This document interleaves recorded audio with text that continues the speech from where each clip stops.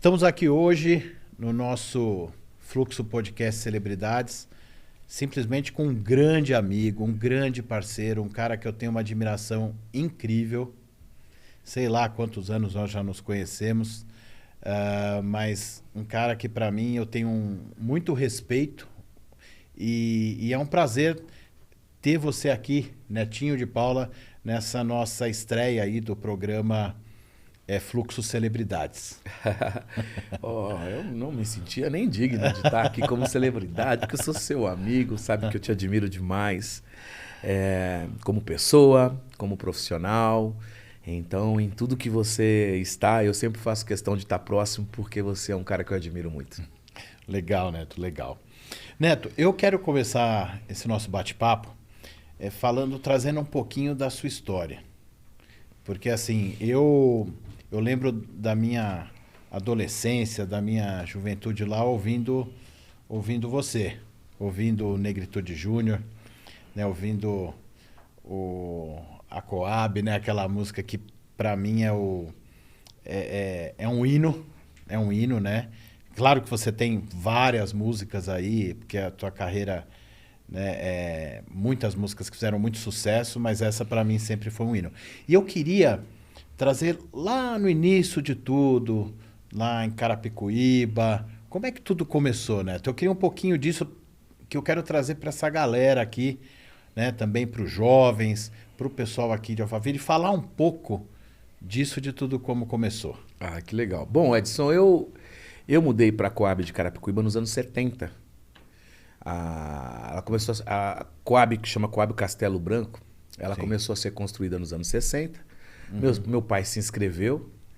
Em 68 ele casou com a minha mãe e tal. E aí, no ano que eu nasci foi quando eles vieram. Foi sorteado aqui para Coab, eles vieram para cá. Eu fiquei até os 11 anos na Coab, com minha mãe e com meu pai, quando teve uma grande fatalidade, que foi a morte da minha mãe. Então, nesses primeiros 11 anos, eu tinha os meus amigos, minha amizade, a galerinha dali que cresceu juntos. Que a gente só viria a nos encontrar quase que 8 anos depois da minha mudança. Quando minha mãe faleceu, eu fui para a Zona Sul, por Parque P. Morava na mesma rua que o Mano Brown. É daí que veio a minha amizade com o pessoal dos Racionais, né? E aí, quando eu voltei, minha namorada, eu com 16, 17 anos, minha namorada estava grávida. Então eu voltei pro apartamento de onde eu tinha saído e encontro com meus amigos já todos adolescentes. Legal. Então já tinha ali, Negritude, já era Negritude Júnior. Porque Negritude era um time de futebol muito famoso e Júnior era a molecadinha. Agora era uma turma gigante, de mais de 50, 60 meninos. Caramba. A gente ia pros bailes juntos, né, de sexta-feira. Quando era no sábado tinha ensaio. Então a hora que era a hora séria, ninguém tava, eram poucos que ficavam para ensaiar. Ninguém só queria estar no bom, né? E esses que ensaiaram é que se destacaram. E a gente ficou juntos ali. Eu tive que me desligar de um grupo que era da saúde, que era muito longe. Eu saí de Carapicuíba para ir até a saúde, para voltar. E o pessoal da saúde já não estava mais levando tão a sério. Então eu falei, eu vou ficar aqui no Negritude mesmo, nos meus amigos. Entramos num festival do Camisa Verde em 89, então com 19 anos. Ganhamos esse festival. Foi seu primeiro festival. Primeiro festival. Tá. E foi ele que nos projetou para São Paulo todo, porque esse festival, no Camisa Verde, fez com que a gente pudesse gravar a primeira faixa, que era uma música Triste Andança, contando a história da minha mãe. Olha, e é uma composição? Composição minha. Sua, que falava bacana. assim: andar e viver, conhecer pra crer, oba, alegria é um ser, divina luz pra você, e ao chegar no destino a procurar, ter a companheira sempre contigo a lutar. Era, né? Era que lindo. contando o que tinha acontecido. Ganhamos esse festival, essa música começou a tocar nas rádios. E se inicia um movimento de vários jovens da periferia montarem seus grupos. Aqui, cada esquina tinha um grupo, influenciados, claro, por Fundo de Quintal, né? Pelo Zeca Pagodinho, pelo Almir Neto. E daqui a pouco você tem uma adolescência toda da periferia. A exemplo do que aconteceu com o funk agora. Foi a mesma coisa que aconteceu com o pagode nos anos 80 e nos anos 90. Foi o auge pra gente. Nós começamos a nos destacar aqui em São Paulo. Raul Gil, Gugu, né? Sim. No programa da Gazeta, as duas que apresentavam, A a Ione e a Claudete. Elas, toda sexta-feira, tinha chance do Negritude se apresentar. Então Sim. aquilo foi tendo uma projeção. E aquele movimento virou, não só musical, mas esteticamente, uma presença negra na televisão, Edson. Então, nos anos 90, você colocava no final de semana na televisão, era o Negritude no Gugu, o Raça Negra no Faustão, o Só Pra Contrariar, o Catinguelê, né? O Exalta, o outro. Então, aquela estética negra começou a tomar conta da televisão e aquilo virou um movimento. Por mais de 15 anos, o samba ficou sendo o movimento mais trabalhado. De inclusão. De inclusão, especialmente de inclusão. Tem uma observação. De inclusão, mas de inclusão negra masculina. Porque a gente não tinha grupo feminino. Verdade. Verdade. Né? E muito menos consciência de que isso estava acontecendo e que a gente podia ter feito, mas não tinha. Sim. Não tinha. Então, muitos aproveitaram, muitos ficaram bem de vida, né? Conseguiram transformar suas famílias, pertencer a uma outra classe social, colocar seus filhos para estudarem, para ter cultura, coisa que nós crescemos sem ter a menor condição. Outros não aproveitaram. E os vocalistas, com o passar do tempo, foram também organizando as suas carreiras. No caso do Negritude, em 2000, eles me convidaram a me retirar.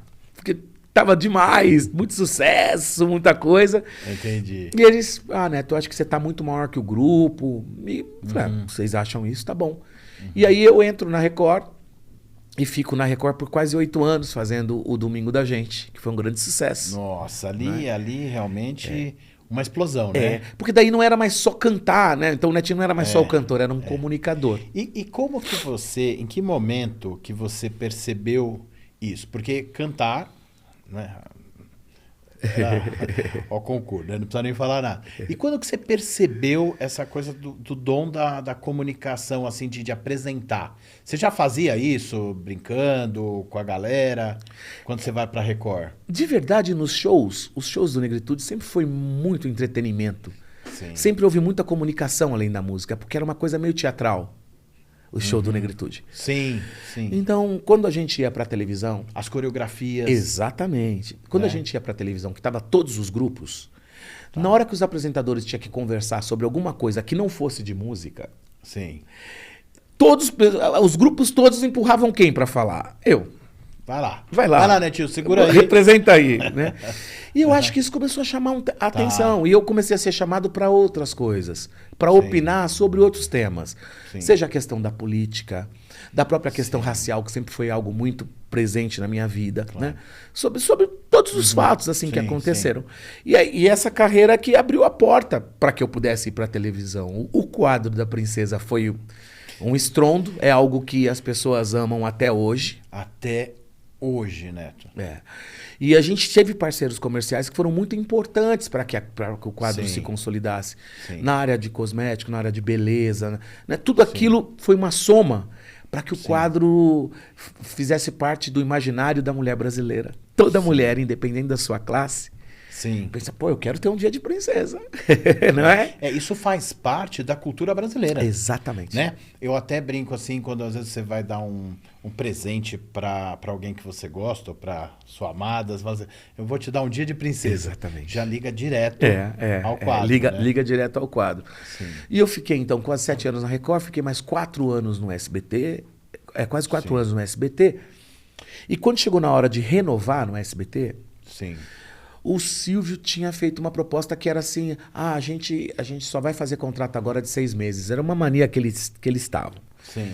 Eu falava, mas isso não dá estabilidade nem para mim e nem para o meu anunciante, que tem que fazer toda uma provisão financeira do que vai fazer. Né? E aí eu falei, se é isso eu não quero. Tinha convite para ir para a política, já tinha uma pressão muito grande, né? De tudo que eu sempre falei para ir para a política. Então eu fui... Fiquei 8 anos como vereador, foram 2 mandatos como vereador. E antes disso, você teve a candidatura para o Senado, que foi por pouco, né, Neto? E ali você realmente teve uma votação foi esplêndida. Muito grande. Foi esplêndida. E um grande aprendizado. É um grande aprendizado, porque eu tive uma expressão enorme de votação, mas era num partido que não tinha uma autonomia, não tinha uma condição de peitar a situação. E na hora que o nosso partido aliado percebeu que a vaga viria para mim, então aí quem puder mais chora menos, né? Então eu perdi por 2%. Foi muito e aquilo Edson, era uma coisa histórica, porque primeiro mostra que independente da sua popularidade, ter um partido ao seu lado faz toda a diferença, né? Independente da sua popularidade, você tem que representar esse partido. Claro. E foi um aprendizado enorme. Depois eu saí também, eu fui pré-candidato a prefeito em São Paulo. Sim. Né? E ficamos com a vice do Haddad. Sim. Eu desisti e ficamos com a vice, que a Nádia foi a pessoa indicada. Aí eu fui para o executivo, que foi uma experiência maravilhosa, como secretário em São Paulo, da promoção da igualdade racial. Depois saí do PCdoB, fui para o PDT. E que você pôde fazer um trabalho também... Maravilhoso. Né? Ficamos com a Secretaria de Sub. Não é? E desde então eu não quis mais ser candidato a nada. Eu resolvi ficar nesses últimos quase 12 anos, assim, que eu estou afastado, só trabalhando mesmo a música, fazendo as coisas, mas sempre participo dos movimentos, das organizações políticas quando tem, eu emito a minha opinião, todo mundo me consulta para as coisas. É muito legal, deixei muitos amigos na política. Porque eu acredito, Neto, que você realmente representa tudo isso. Você é uma liderança, por mais que você não esteja engajado na política hoje, você é uma liderança política. Sim. É uma responsa, né? É uma responsa. Exatamente, né? Porque foi você que projetou toda essa galera, né? Foi. Essa coisa de... Você mesmo falou, como televisão, como é que é isso? Isso era simples, a gente ia se apresentar, aí eu via que parece que o Brasil aceitava. O Brasil sempre foi assim. No esporte, tudo bem. Na música, tudo bem. Nos outros setores, já é diferente. Entendeu? Então, na televisão eu podia cantar. E eu ficava com aquilo na cabeça, falando, mas por que não tem um apresentador? O que acontece? Eu conheço caras que falam melhor que eu, têm muito mais instrução que eu, são muito mais carismáticos que eu. E por que não tem espaço? Então eu usei o meu sucesso para conseguir o espaço. E conseguimos. Abrir uma porta. E eu acho que isso provocou muita coisa na televisão, porque hoje, especialmente, a gente vê muitos jornalistas, especialmente na categoria de jornalismo, Edson. Você vai ver muitos negros que são protagonistas na linha de frente falando. Mas observe na linha de show se a gente ainda não tem um retrocesso. Na linha de show, o nosso sábado e o nosso domingo, a gente ainda vive um padrão europeu de televisão. Verdade, Neto, verdade. E precisa trazer. Quem sabe você voltando... eu acho que como você agora está mais voltado mesmo para os shows. Quero saber um pouco também. Eu estou sabendo que você está fazendo muitos shows pelo Brasil, né? Muito, Edson. A gente tem viajado o Brasil inteiro. E é incrível, porque tem muito essa coisa do saudosismo. Os anos 90 tá muito em moda. Total. E muito porque os grupos novos, eles têm gravado as nossas músicas dos anos 90. Então, fica sempre em evidência e o pessoal quer conhecer. Mas quem gravou? A Coab. Quem gravou? Que é uma composição sua também. Minha, O Beijo Geladinho, Coab, Que Dure Para Sempre, Absoluta, Tanajura. A galera quer ver cantar. Então, a gente sai por aí fazendo shows e tem sido gostoso. Tenho levado a minha família. E tenho participado, Edson, nesses últimos 3 meses. O SBT fez um programa de disputa familiar de música, né? Cantando em Família. Cantando em Família. Então nós estamos participando. A minha família, eles chamaram a minha família para participar. Legal. E nós somos finalistas. Que legal. Somos finalistas desse programa. E esse programa é o que a Patrícia está fazendo? É o que a Patrícia está apresentando no lugar do Silvio. Eu tive com o Yudi também. O Yudi também participou. O Yudi é jurado. O Yudi é jurado. É. E vocês estão nas finais? Estamos na final, Caramba, Neto. Muito legal, assim. Bom, é que todos os seus filhos também... inclusive, esses dias eu vi uma matéria com um dos seus filhos... Né? E eu tava ouvindo primeiro, eu não tava assistindo. Falei, caramba, o que o Netinho tá falando? E aí é igual, né? A voz, né? O timbre lembra muito. Muito. Possivelmente foi o Vini. O Vini é casado com a Fabiana Claudino. Sim. que foi capitã da Seleção Brasileira de Vôlei, é bicampeã olímpica, mora aqui perto da gente. Sim. E vou até pedir para elas virem aqui para você Claro, entrevistá-los. pô, Tal. será um prazer. E a Ágata, minha filha Ágata, trabalha como redatora e ela faz a direção tanto do meu programa, das coisas que eu faço de televisão, é ela que faz. Sim. E ela também tem dado entrevistas, o pessoal tem chamado os filhos para... Agora eles estão mais artistas que eu, Edson. Agora é a hora deles. Eu vou combinar deles virem aqui para você. Será um prazer, será um prazer. E eu quero falar de um outro assunto que aí eu quero falar para vocês aí, que o Netinho tem um trabalho que ele faz social. Pode estar fora um pouco da política, tá aí nos shows espalhados pelo Brasil, mas tem um trabalho que ele faz muito bacana, que é um instituto, né? Um instituto que ele tem em parceria com a Enjoy, lá em Carapicuíba. E, Neto, eu quero que você me fale um pouco disso, né? Eu tive o prazer, a honra de, agora recentemente, ir a uma peça teatral, né? Que o Instituto É da Gente, em parceria com a Enjoy, realizou uma peça maravilhosa, né? A Bela e a Fera. E eu quero que você fale um pouco do Instituto, porque... Fala você um pouco do Instituto pra gente aqui. Tá bom. Bom, na época do Negritude, Sim. A gente foi fazer um show na Bahia e a gente viu o trabalho do Olodum. Ficamos amigos do pessoal do Olodum. Sim. E ali naquele momento a gente voltou impactado com aquilo e a gente falou, cara, a gente tem que fazer alguma coisa pela nossa Coab. E como o Negritude já estava fazendo muito sucesso e a gente é oriundo dali, o que acontecia? Todo mundo vinha pedir coisas individuais, entendeu? Você pode pagar essa conta de luz? Você pode pagar essa conta de água? Você pode comprar esse remédio? Você pode comprar essa cesta básica? Sim. A gente começou a tomar multa de todo mundo. Porque todo mundo percebia que que a nossa vida estava diferente. E aquilo começou a ficar uma coisa meio constrangedora, porque eram os nossos amigos, as pessoas que a gente amava. Então, quando a gente ia para querer jogar uma bola para fazer alguma coisa, vinha um pedido. Sim. Então, a gente percebeu que estava na hora da gente fazer alguma coisa que fosse impactante. E que nos deixasse livres para ser quem nós éramos. Sim. Então, montar uma ONG foi a nossa saída. Sim. Cara, vamos fazer o seguinte, vamos cuidar da criançada daqui, para quando o cara vier falar alguma coisa pra gente, fala, cara, a gente já ajuda ali, ó. Põe seu filho lá. Sim. Faça a sua parte, a gente vai fazer a nossa. Sim. Porque começou a virar tudo responsabilidade da gente, entende? Entendo. Então, nós criamos, na época, o projeto chamava Projeto Família Negritude. Tá. Nós pagávamos alguns instrutores para fazer aula de dança, de música e de esporte. Foi assim que a gente começou. Esse trabalho teve uma projeção enorme, virou a matéria de Globo Repórter, Fantástico. Sim. Todo mundo veio ver o trabalho que a gente estava fazendo. A Prefeitura de São Paulo, na época era o PITA, Sim.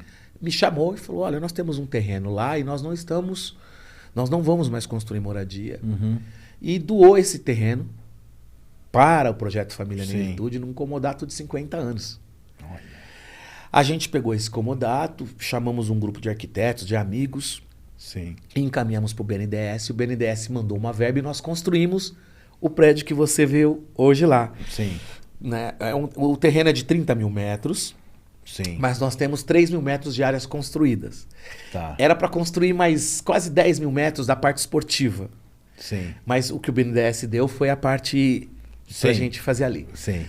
Logo quando a gente inaugurou, foi em 2003 a inauguração. E foi bem a época em que eu estava saindo do Negritude.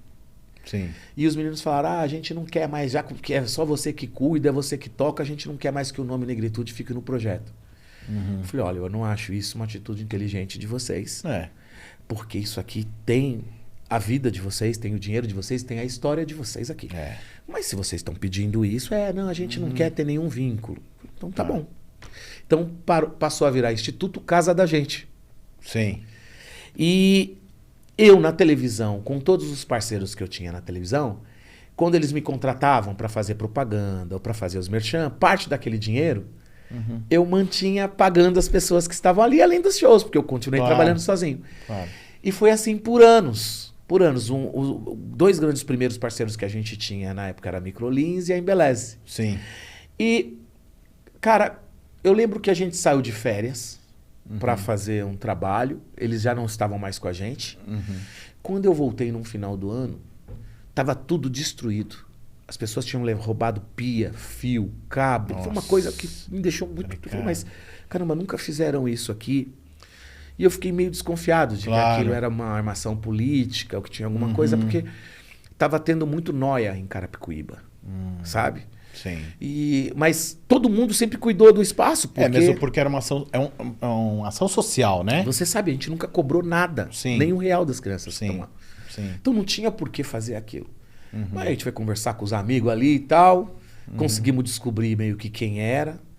Sim. E foi exatamente nesse período que eu conheci o Denis e o Oswaldo, que estavam a fim de fazer uma projeção da Enjoy. Sim. Então eu falei, cara, então vem pra cá, vamos montar aqui o curso, vocês trazem o curso de língua aqui pras crianças. Sim. E vocês, ao invés de me dar toda a parte em dinheiro do uso de imagem, parte vocês mantêm isso aqui pra gente continuar. Fazer uma parceria. Aí ele falou, pô, e a gente tem um instituto que é o Enjoy. Eu falei, pode colocar aqui. O Instituto Casa da Gente e o Instituto Enjoy, é nosso parceiro. E é assim que nós estamos, eu acho que já há 5 anos, 5, 6 anos, fazendo esse trabalho com eles.